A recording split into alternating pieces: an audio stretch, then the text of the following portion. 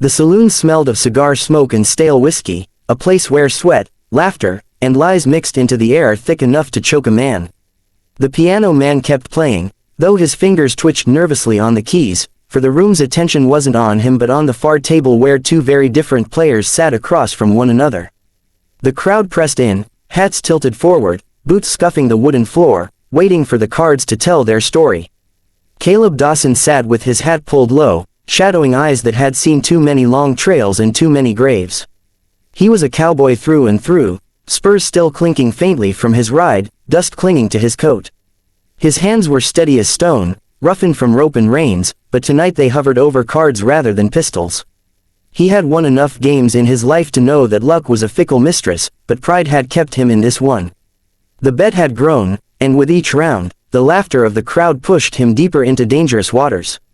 Across from him, she sat like a flame against the dull smoke of the saloon. Isolde, they called her, though most whispered, the Gypsy, instead, as if her name was too sharp for their tongues. Her hair tumbled black and shining over her shoulders, her skirts a swirl of crimson and gold that caught the lamplight like fire. Bracelets jingled on her wrists each time she moved, and her dark eyes studied him as if she could see beyond his weathered skin, into the marrow of the man himself. She didn't fidget, she didn't blink, her presence was as steady as the pull of the moon. The cards slid across the table with the hush of worn paper, the dealer's hands slick with nervous sweat. The saloon had gone near silent except for the shuffle of boots and the soft, uneasy chuckle of men who'd never seen a game like this. It wasn't about gold anymore. Caleb had raised the stakes, and Isolde had called him without flinching. The wager wasn't cattle, or coin, or land, it was himself. If she won, he'd marry her. At first, it had been a jest, something Caleb had thrown out with a crooked grin, expecting her to fold. No woman in her right mind would bind herself to a cowboy who carried trouble like a shadow. But Isolde's gaze had held, unblinking, her lips curving just enough to say she wasn't afraid of him, or perhaps of anything. She had said yes, her voice like low music, and the whole room had erupted in wild hollers. Now there was no turning back without losing more than the game. Caleb lifted his cards slowly, hiding his face behind their worn edges. His heart beat heavier than it should have, each thump echoing in his ears. The hand wasn't terrible, but it wasn't strong enough to bring certainty either. He glanced up at her, but her expression was unreadable, those dark eyes giving away nothing. The final card dropped. It landed soft on the wood, but to Caleb, it might as well have been a gunshot.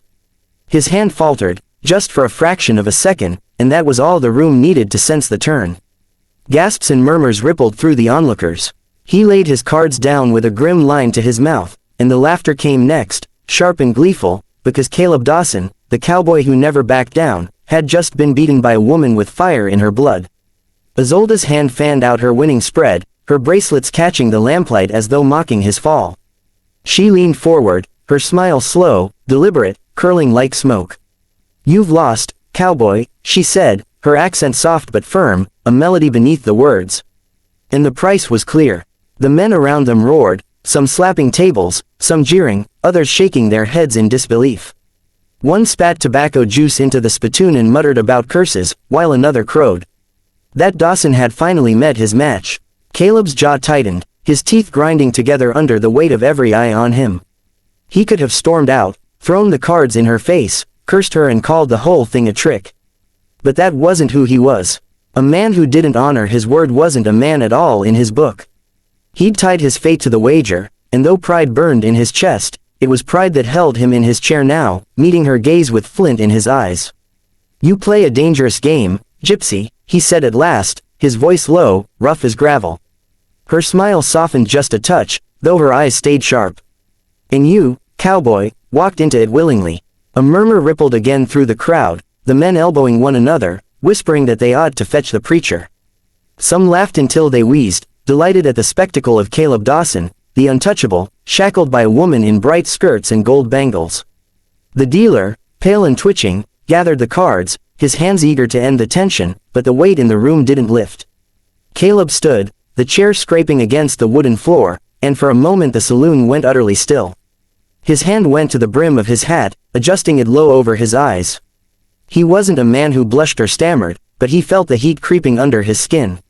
Still, when he spoke, his voice carried steady. Then it's settled. Isolde rose too, her skirt swishing, her bracelets chiming like bells.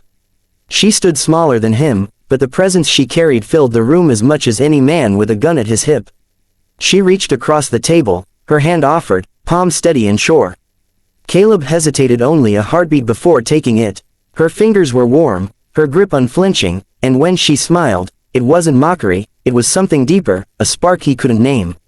By dawn, the town preacher was roused from his bed, dragged into the dusty street where half the town gathered, eager to see the cowboy's fate sealed. The sky was pale with the first light of morning, the stars fading, and Caleb stood before them all with his hat in hand. Isolde's hand slipped into his, small but firm, her eyes never leaving his face. The words of the vows tumbled from the preacher's mouth, but Caleb barely heard them. All he knew was the weight of her hand in his, the fire in her gaze, and the strange, unsettling thought that though he had lost, something had been set in motion that was bigger than the game, bigger than his pride. When the preacher finally declared them husband and wife, the crowd burst into cheers, laughter, and the clinking of bottles. Some mocked, some jeered, others simply stared in disbelief. Caleb turned his head slightly, looking down at the woman beside him, and for the first time in many years, he felt as though the ground beneath his boots wasn't quite as steady as it had been the day before. The first days of their marriage were nothing like Caleb had imagined, though truth be told, he hadn't imagined much at all. He had woken the morning after with a pounding head from too much whiskey, a bitter taste of shame still clinging to his tongue, and the knowledge that a stranger, no, a gypsy woman with flashing eyes and a mind as sharp as any blade, now shared his life. They rode out from town together in silence, Caleb on his worn bay gelding and Isolde on a dark mare she claimed with a single glance from a trader too afraid to refuse her. Dust rose behind them as the town shrank, the laughter of men and women lingering in Caleb's ears long after the buildings vanished into the horizon. He had thought the silence would be companionable, but it pressed on him like a weight. Each time he dared a glance at her, he found her straight-backed in the saddle, her skirts gathered, her bracelets jingling faintly with each movement. She looked at the land as though she had always belonged to it, though she carried no brand, no ranch, no stake in the West but her spirit. When they reached his spread, Caleb dismounted and wordlessly offered a hand to help her down. She ignored it, swinging lightly to the ground with the grace of someone who had traveled far harsher roads. She looked around at the sagging barn, the weathered fencing, the cabin with its leaning porch and chimney that smoked more inside than out, and said nothing. Caleb waited for some remark, a sigh, a frown, maybe even laughter, but all she did was nod, as if this place, worn and poor as it was, would do. That night, he gave her his bed and slept on the floor beside the dying fire. He half expected her to mock him, or refuse, but she only laid her head down without a word. In the stillness, he listened to her breathing, steady and even, and stared at the ceiling beams until his eyes burned. The days that followed tested them both. Caleb rose before dawn as he always did, saddling his horse, tending to cattle, mending fences.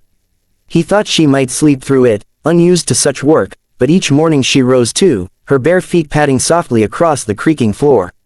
She cooked with spices he didn't recognize, herbs she pulled from pouches hidden in her skirts. The smell was strange but good, filling the cabin with warmth. When she joined him outside, she worked as though she had been born to it, hauling water, gathering kindling, even helping mend a fence when a storm split it apart. At first, Caleb watched her with suspicion. He had known women who complained at the smallest hardship, who shrank from dirt or sweat, but she bore it without flinching. Her laughter, rare but sudden, came like sunlight through storm clouds, bright, disarming. She spoke little, yet when she did, her words were direct, cutting to truths he sometimes wished she wouldn't see. One evening, after days of strain and silence, Caleb found himself lingering by the fire instead of retreating to the porch. Isolde sat at the table, her hair loose around her shoulders, her bracelets stacked in a gleaming pile beside her, her hands busy braiding a strip of leather.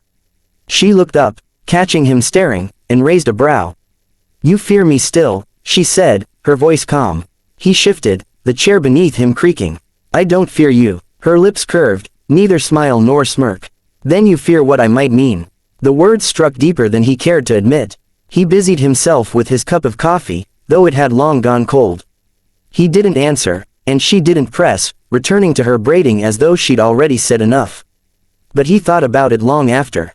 The turning point came one evening when he returned from the range late, dust and sweat streaking his face, his shirt torn from wrestling a calf that had slipped into a ravine. Isolde was waiting on the porch, her figure outlined in the setting sun. She didn't scold him, didn't ask what fool thing he'd done to get himself cut up. Instead, she stood, stepped down the porch steps, and without hesitation reached for his hand. Her fingers brushed the fresh scrape along his knuckles. She guided him inside, sat him down, and wordlessly cleaned the wound with water and herbs she carried in little glass bottles. Caleb watched her as she worked, the deft movements of her hands, the concentration furrowing her brow, the quiet hum of a tune under her breath. For the first time since the night in the saloon, he felt something shift. Not defeat, not resentment, but a kind of easing, like the moment after a storm when the air smelled of rain and the world seemed possible again. When she tied the bandage, he muttered. Didn't ask for doctoring. She looked at him, her eyes meeting his without flinching. No, but you needed it. There was no arguing with that.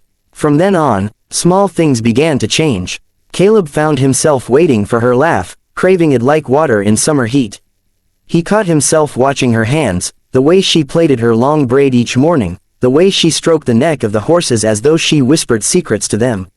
He began to talk more, not much, but enough, stories of the trail, of his father, of the first steer he'd ever roped.